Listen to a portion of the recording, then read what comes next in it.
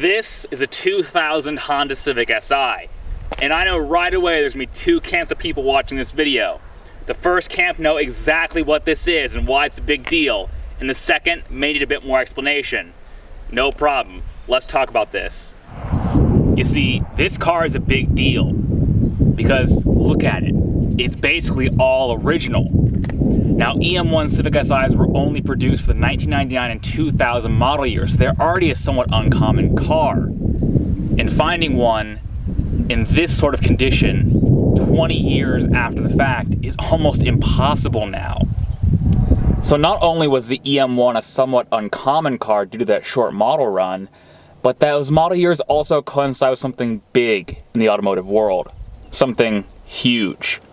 You see, in 2001, the first Fast and Furious film came out, and the EM1 was prominently featured in that film.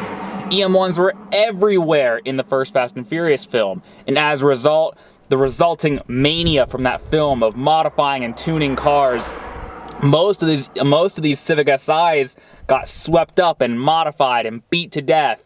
And sure, you may still occasionally find one on Craigslist with a salvage title in terrible condition, but finding one like this that's been taken care of with good original paint and basically everything original inside and out is super, super uncommon. Though, it's more than just the Fast and Furious antics that made the EM1 such a popular tuner car. Under the hood is the naturally aspirated V16A engine. 1.6 liters, naturally aspirated, 8,000 plus RPM in stock form, and capable over 10,000 RPM when tuners like Spoon got their hands on these things. Additionally, it's lightweight, simple, and has double wishbone suspension, so it handles great. I mean, of its era, this is one of the sportiest sport compacts you could get. So it's no surprise that some 20 years later, the EM1s that have survived the Fast and Furious era are highly desirable cars. The concept is simple. The kids who in high school this was their dream car are now a little bit older and have more discretionary income, so they can afford to relive their high school glory days and buy cars like the EM1. I think one of the craziest things about this EM1 is the fact it's in such good condition. I mean, look around. These single stage red Honda painted cars have never held up that well, and this one's in great shape. And it's basically a time capsule, except for one thing, the mileage. Because despite being in the condition this car is in, the odometer on this car reads 282,520 miles. Yes, that's 282,526 miles, which means over the course of 20 years, this two-owner car has been driven and enjoyed to the tune of about 14,000 miles a year. And now it's my turn to drive the EM1 for a little bit and see how it is. Relive the glory days of the EM1 in the golden era Honda. So let's go for a drive.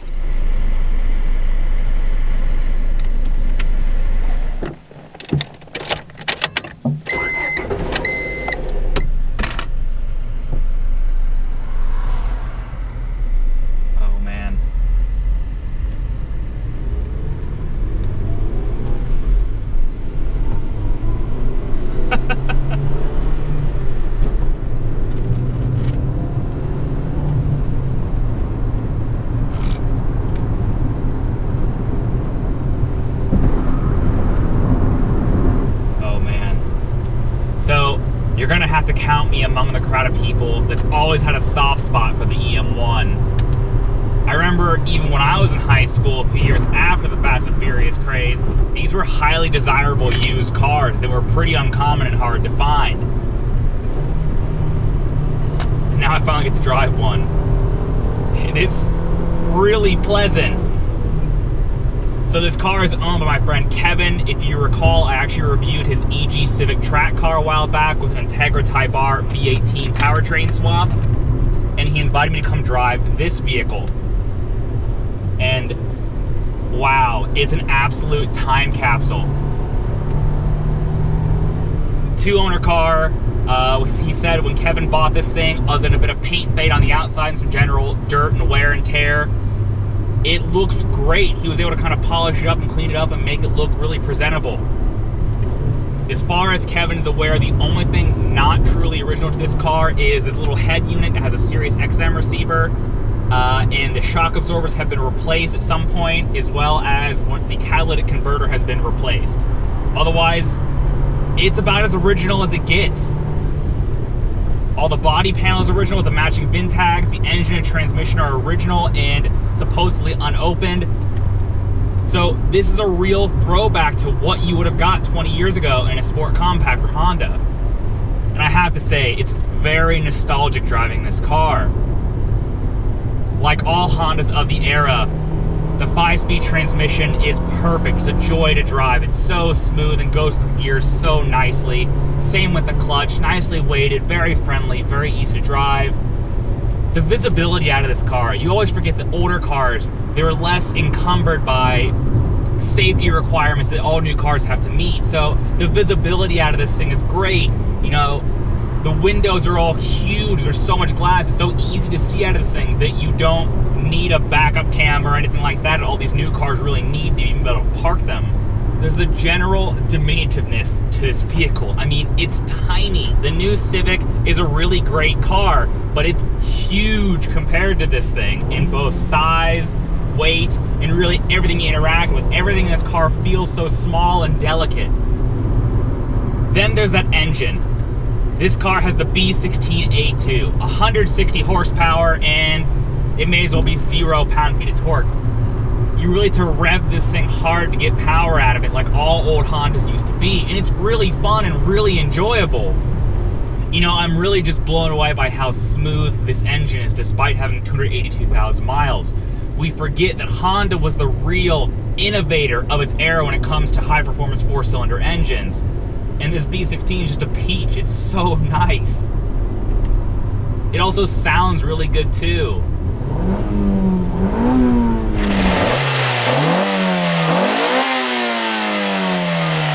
It sounds like a little motorcycle engine, which, because it's a Honda, makes total sense. I'm gonna try to hit VTEC for the first time. I wanna see what this feels like. We're in second gear. Oh, it's so smooth. There it goes, there it goes, we're in VTEC. Oh, you know, by today's standards, this is a pretty slow car. I think even in its day, it only did 0 to 60 in maybe 7.5 seconds. And when you're not really winding it out, it's pretty slow. But it's just so enjoyable to drive and roll through the gears. It's so smooth. And speaking of smoothness, we forget that these older cars, because they were so lightweight, I mean, this only weighs, what, like 2,600 pounds? They didn't have to fit heavy-duty suspensions to these things. This car is pretty softly sprung. It has a lot of body roll, but it hangs on in the corners pretty good all the same because of that double wishbone suspension. And you gotta love things like how slow the steering is compared to a modern car. It feels like this thing's like 4 turns lock to lock, and it's really slow to kind of go through the motions compared to a modern car with their super overboost electric power steering systems. But this is an SI model, and in North America, the Civic Si has always been their fun sport compact because for the longest time we didn't have a Type R model. But it wasn't an out-and-out hardcore model like the Type Rs that for the longest time we didn't get. You know, this did have good creature comforts for its era. It has electric windows, it has air conditioning, it has a moonroof, it has cruise control, which sounds so silly now, but in the year 2000, this was a nicely equipped, really nice sport compact. Now I see why the EM1 has become so desirable over the years. This is really the last of the golden era Hondas, where they had very minimalist, simple designs inside and out. These are just nice, simple cars that are unintimidating to get in and drive and enjoy and own. And when you combine the great minimalist styling with this excellent 5-speed transmission and really fun to rev out B16 engine, you know, you can see why guys who are maybe in their later 30s now are trying to scoop these things up and enjoy them like they did in high school. Because they just aren't making cars like this anymore. Now, if you're watching this and you want to buy this EM1, I don't blame you. And the guy who owns this car, he's always going through different Hondas. Heck, that EG I drove a while back, he sold it, bought it back, sold it again, and it's been going around between him and all his different friends over the years. But unfortunately, I had the bad news of saying he listed the EM1 up for sale the other day, and it sold within 1 day of listing it for sale. That's how hot the market on these cars is. I'm not gonna say how much he sold it for, because that's between him and the seller, but just know EM1s are selling for way more than you expect a 20-year-old Honda with 282,000 miles to sell for. That's for sure. Wow. I'm just blown away by this experience. I knew it would be a fun little car, but I'm just shocked by how enjoyable this is. Because, you know, this is not about the absolute performance. It's just really, really pleasant to get in it and drive. Nostalgia or not, if you can find your way into the driver's seat of an EM1, just do it. I don't care how you do it, just do it. Because this is a sensation you're never ever going to get with a newer car. So, I want to thank my friend Kevin for allowing me to have this experience with the EM1 and the last of the golden era Hondas. If you're a hardcore Honda head, I absolutely encourage you to check out his Instagram account, where he is very active in making me very jealous of all the cool older Hondas he's coming across and buying. That's all I got for this one. Thank you very much for watching. And wow, this is a good day in the office.